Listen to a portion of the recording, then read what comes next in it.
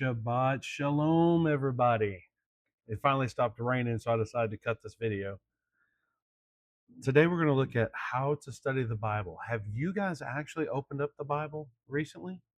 Well, I'm here to tell you that when I first started this walk, when I first started walking in the way, I found out that the Bible said something different than what I actually had been taught. And it was variations of different teachings throughout my life that caused an indoctrination to where I can see now clearly that I should have just opened it for myself. So let's get into this. What do you do when you study the Bible? How do you study your Bible? Do you just open it up and read it? Do you just say, hey, look, I got the KJV. I'm going to read it today and I'm going to read 2 verses. I'm going to head to work. I'm going to come home, maybe watch a TV show, think about God a couple of times, and then get back to everyday life and I'll do it again tomorrow. Maybe. Or do you want a deeper understanding? Do you really want to look at what the words are, what the context is, and what the meanings of each individual word? I started this journey about 10 years ago, and I had no idea how to study the Bible. But today we're going to learn. We're going to try to look at a few different things. We're going to look at a few different translations. If you go online, there's several different free ways to do this. You can look at the Strong's Concordances. You can look at the interlinear. You can look at the actual translations. You can dig deep in 2026 if you want to.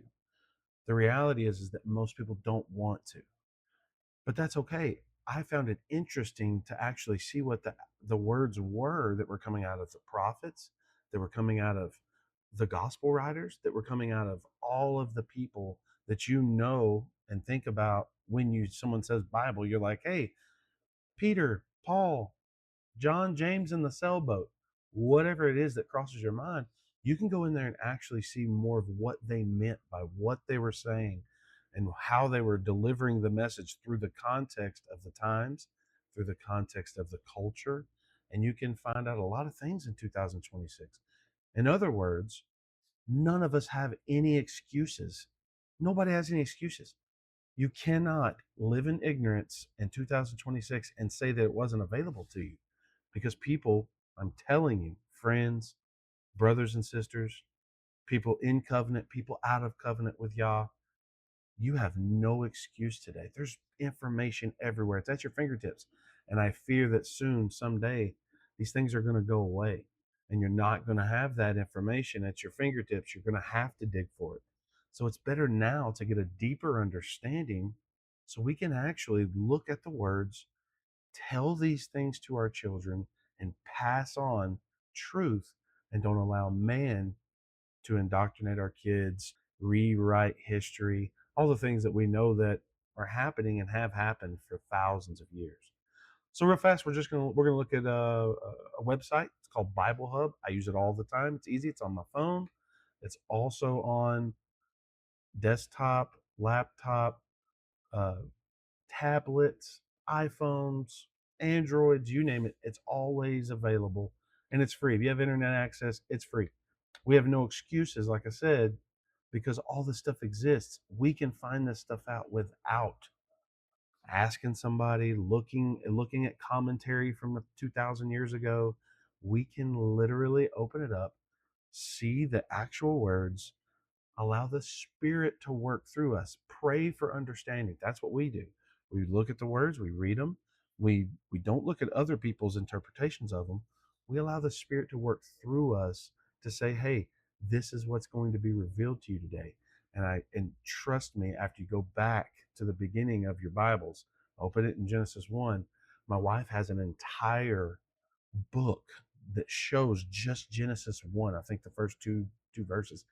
There's so much information with name meanings, the actual words that we use in English being kind of messed up, but it's unbelievable when she unfolds the entire picture from creation to revelation, and it's mind blowing. It blew my mind because she was able to draw these words out, give them meanings, put them in the categories they're supposed to be, and tell me the full story from creation to Abraham to the prophets, all the way to Revelation and other end times prophecies throughout. It's just, it's one of those things that I look now and I'm just like, why did I not look at this sooner? because it's a living, breathing word, y'all. It's not something that we should just be opening up every day and be like, yeah, I read another verse. It's a punchline verse from Psalms and it gave me inspiration. It should be something that we open up and we study deeper. I want to find out what Yah, the creator, what he loves, what he hates. I want to know so I'm not walking off the path, the straight and narrow path. I'm staying in that lane, not going to the right, not going to the left. I'm absolutely walking in the ways of Yahuwah, and it's a beautiful thing. It's mind blowing. We're going to look at one of them today. I think it's pretty interesting. This is one that I found. It's something that I looked at years ago, and like I said, it's BibleHub.com. It's real simple. Say I was looking at Daniel, but you just look up here. I'm going to go across it real fast. You got the NIV, the NLT, the ESV, the BSB, all the different versions of the Bible are there at your beck and call. So if you like the KJV the most, if you like the CSB the most, maybe the Amplified Bible, go into it and take a look at it. Go in there and see what it says. Compare it to other ones like the NIV or the NLT, the more popular ones. Go in there and compare the two and see who translated what. Where did this translation come from? Who's did the translation? Why did they do it this way? So we're gonna look at the let's look at we're gonna go to Mark because I found this one fairly fun to think about and talk about with people. Mark 7. I'm sure you know the chapter and verse, but we're gonna go to Mark 7. We're gonna look at verse 15. And you see it's real easy. You can jump right in there. You can grab the verse you're looking for. We have no excuses. I keep saying this because let's just say you want to search something out. You can go straight into a computer, a phone, a tablet, Android, Apple, doesn't matter. But you can get right online. You can search in a Google search. You can use Bing. Don't care. DuckDuckGo.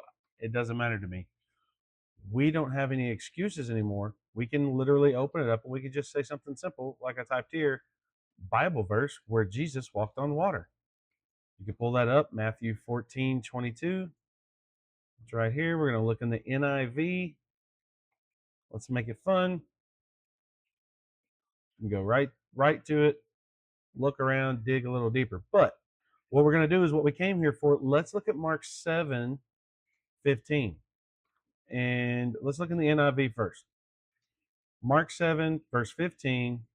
Nothing outside the person can defile them by going into them. Rather, it is what comes out of a person that defiles him. And you get into 17, 18, 19. In saying this, Jesus declared all foods clean.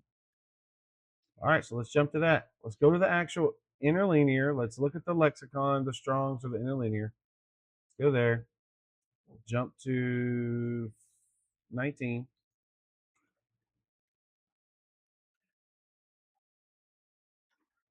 Let's see what it actually says. It says, because not, it enters of him into the heart, but into the belly and into the draught.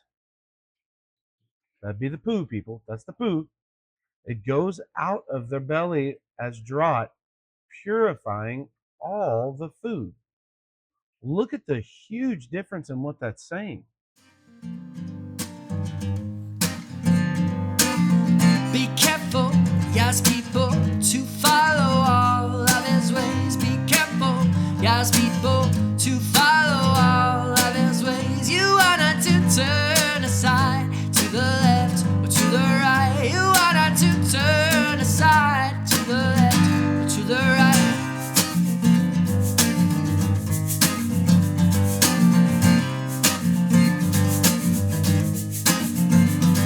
So be careful, yes, people, to follow all of his ways. Be careful, yes, people, to follow all of his ways. You are not to turn aside to the left or to the right. You are not to turn aside to the left or to the right. You must walk in all of his ways. The Yahuwah, your Elohim, commanded